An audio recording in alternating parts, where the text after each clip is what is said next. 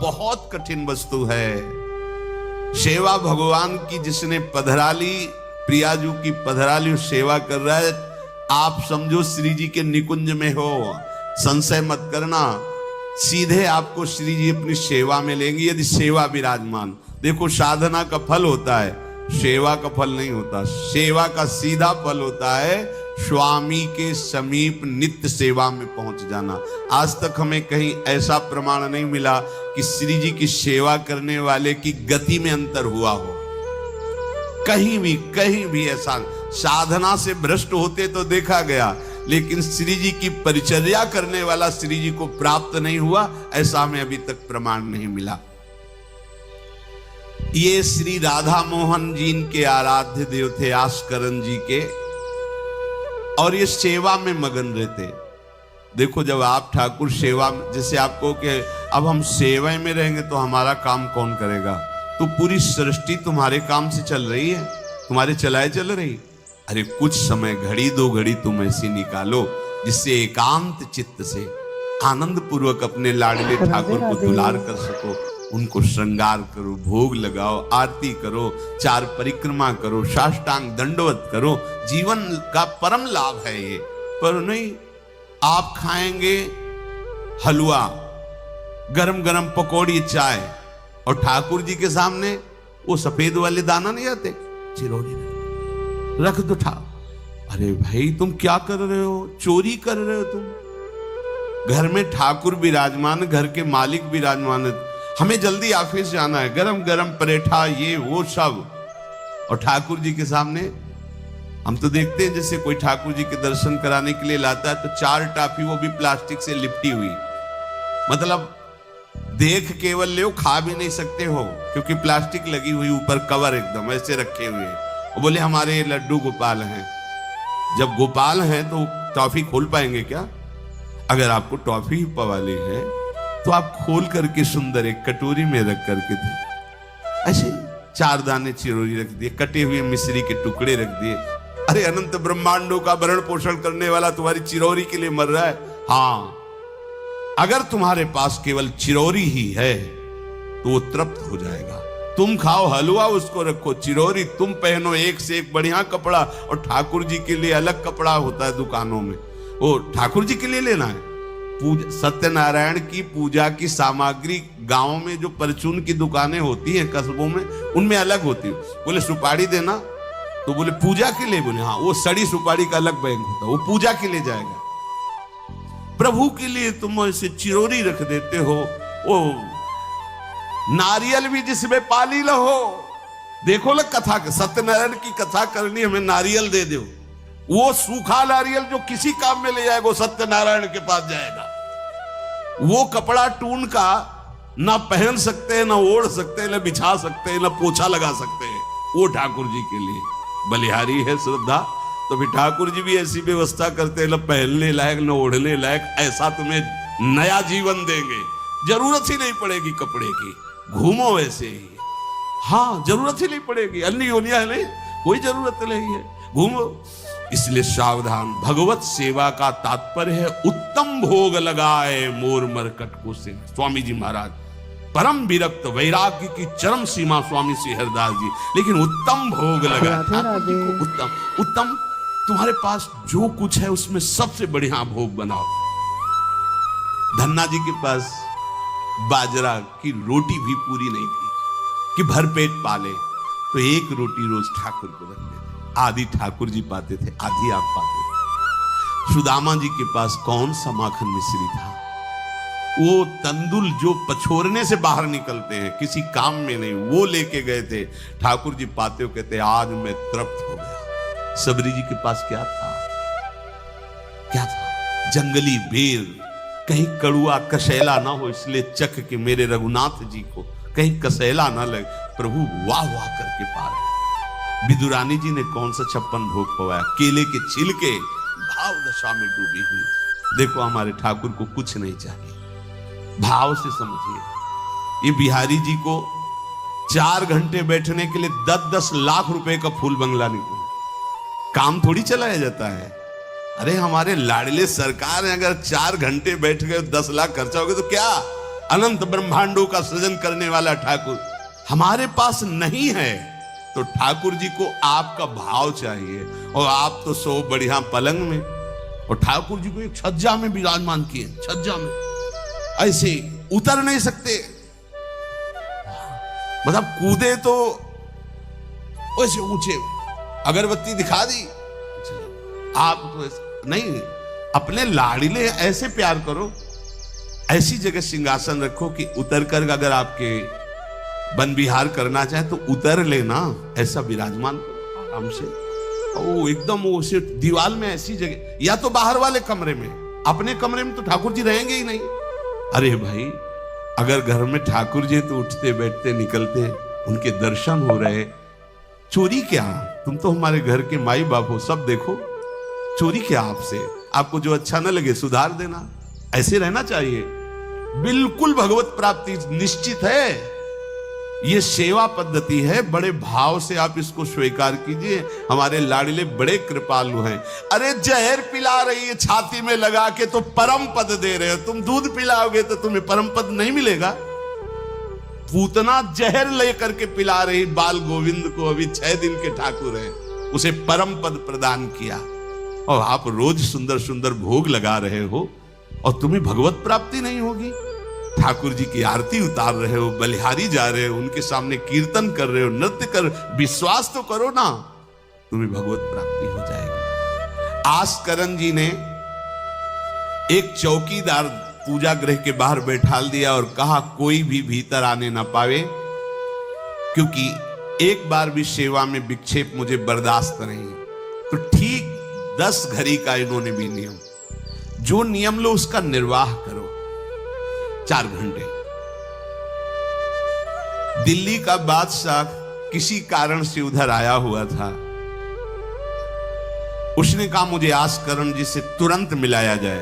पहले तो राजा लोग होते थे और बादशाह, अब जैसे मुख्यमंत्री और प्रधानमंत्री, राष्ट्रपति। तो जो मुख्यमंत्री हैं ये राजा है प्रदेश के, और वो संपूर्ण राज्यों का बादशाह उसे कहा जाता था। आस्करण जी को शीघ्र हमारे सामने उपस्थित किया जाए। प्रार्थना की कि महाराज असंभव, इस समय आस्करण जी महाराज अपने ठाकुर जी की सेवा में हैं और उनका आदेश है 4 घंटे कोई हमसे बात ना करे।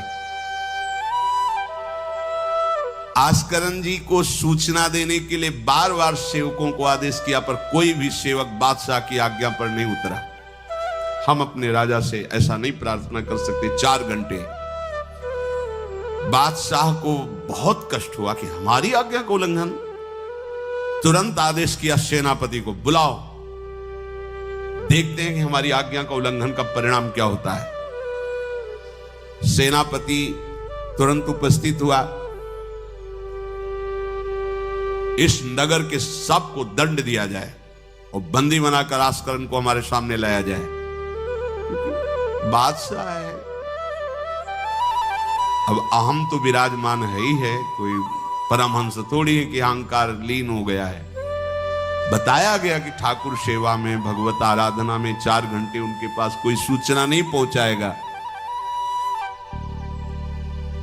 बादशाह की आज्ञा का उल्लंघन करने के कारण सब सैनिक जितने थे दब रहे थे। महाराज की तो आज्ञा है कि सूचना न दो, पर यहां तो सब गड़बड़ हो रहा है। बादशाह ही नाराज हो गया। बड़ी घबराहट पूरे नगर में फैल गई और पूरे सैनिकों में फैल गई। ये नरवरगढ़ ग्वालियर से दक्षिण में है। आस्करण जी ना शिकार खेलते थे, ना किसी को दंड देते थे, बस केवल भगवत सेवा, नाम जप, नाम कीर्तन। पूरे नगर को सब सुविधा, सबके घर में ठाकुर सेवा, सबके यहां नाम कीर्तन सुनाई देना चाहिए। जिसको जो जरूरत हो राज दरबार से ले जाए। किसी को लग सकता है अगर ऐसे बढ़ता रहेगा तो राज खजाना खत्म हो जाएगा। नहीं, अज्ञान से तुम सोचते हो। एक बार पूज्य पादुड़िया बाबा के यहाँ 500 लोगों का भोजन बना। अब वहां उत्सव में 5000 से भी अधिक लोग आ गए, तो जो सेवक जन थे, भंडारी थे, भाग के आए, बाबा अब तो बहुत ही हानि हो जाएगी, क्योंकि सब लोग आ गए, 5000 के लगभग लोग हैं और 500 का ही भोजन बना है।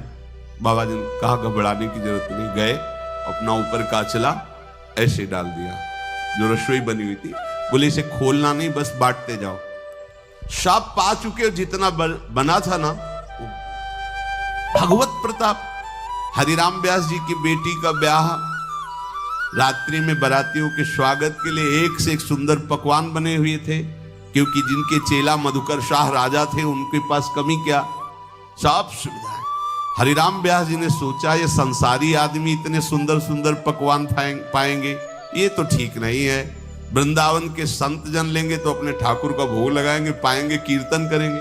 कोतवाल को बुलाया वृंदावन के और कहा सब वैष्णवजनों को कह दो कि तुरंत आ जाओ, रमनिया ले जाओ। देखो कैसी भावना है, बेटी का ब्याह है। बोले संसारी आदमी बाराती क्यों पाएंगे।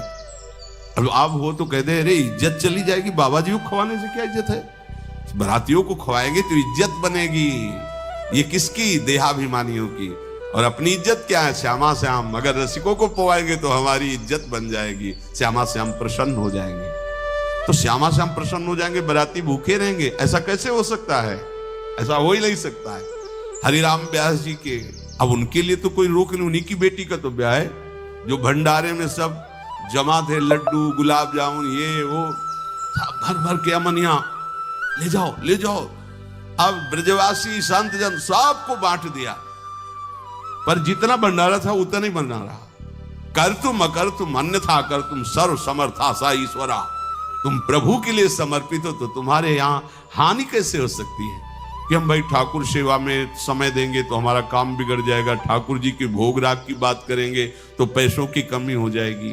पक्की मूढ़ता है ये, ऐसा व्यापार है ठाकुर सेवा संत सेवा। ऐसे करो और कई गुना बढ़कर के हाथ में आ जाएगा, देख लेना। क्योंकि सब दुखों का कारण पाप है, और जब ठाकुर सेवा संत सेवा तो इससे पाप नष्ट होते। जे ही पाप नष्ट हुए सुख का मार्ग खुल गया, पर अज्ञानी जानता नहीं है। अब बादशाह के आदेश से हड़कंप मच गया। कही के पठाई कहो कीजिए लड़ाई, सुनी रुचि उपजाई चली पृथ्वी पति आयो है। पर्यो सोच भारी तब बातियों विचारी कही, आप एक जावो गयो अचरज पाई है। सेवा करी सिद्धि साष्टांग होई के भूमि परे, देखी बड़ी बेर पांव खड्ग लगायो है। कटी गई एड़िए पे टेढ़ी हूं न भौं करी, करी नित नेम रीति धीरज दिखाई है। बादशाह ने कहा आखिरी हुक्म है, आस्करण को हाजिर किया जाने, संपूर्ण सेना से विध्वंस मचा देंगे, नरवर गण को पूरा नष्ट कर देंगे। जो प्रधान सेना नायक था वो हाथ जोड़ करके बादशाह से बोला कि आप समझो, हम आपके सेवक हैं, आपसे लड़ कैसे सकते हैं, आप बादशाह हो। पर मेरी प्रार्थना है आप अकेले जाकर के देख लीजिए, आस्करण जी सेवा में है, अकेले जाकर बात कर। हम सूचना नहीं दे सकते पर आपको रोक नहीं सकते, आप जाकर के बात कर लीजिए। बादशाह को लगा कि बात तो सही कि हमारे ही अनुकूल है, ये कोई वैरी तो है नहीं, चलो कोई अंगरक्षक नहीं। और स्वयं अंदर जाकर के देखा तो सारी सेवा हो चुकी थी, ठाकुर जी की साष्टांग दंडवत कर रहे थे। सत्संग में भी कहा है कि आप लोगों का जैसे शरीर स्वस्थ है तो साष्टांग दंडवत का नियम लेना चाहिए अपनी ठाकुर सेवा करके। 5, 7, 11, 21, 51, 108 अपने ठाकुर 4 परिक्रमा की, कहीं से भी 108 दंडवत। एकोपि कृष्णः कृतः प्रणामो दशाश्वमेधा व्रतेन तुल्यः, दशाश्वमेधी पुनरेपि जन्म प्रणामी न पुनर्भवाय। ये भीष्म जी बोल रहे हैं, एक बार हमारे श्री कृष्ण को कोई साष्टांग दंडवत कर दे, 10 अश्वमेध यज्ञ का फल और घृत स्नान का उसे प्राप्त होता है। पर 10 ये अश्वमेध यज्ञ करने वाला पुनर्जन्म को प्राप्त होता है, पर एक बार श्री कृष्ण को साष्टांग प्रणाम करने वाला पुनर्जन्म को प्राप्त। दशाश्वमेधी पुनरेपि जन्म कृष्ण प्रणामी न पुनर्भवाए। अपने पास तो भगवत प्राप्ति के लिए बहुत से अस्त्र हैं, केवल नियम पूर्वक प्रयोग करो, माया का प्रवाह बंद हो जाएगा। ठाकुर सेवा के बाद करना चाहिए साष्टांग दंडवत। हमने महापुरुषों को देखा है, गुरुजनों को देखा है। अब शरीर उस लायक नहीं है तो भाव से कर लीजिए। अगर शरीर स्वस्थ है और आप करने लायक है तो जरूर, जैसे माताएं बहन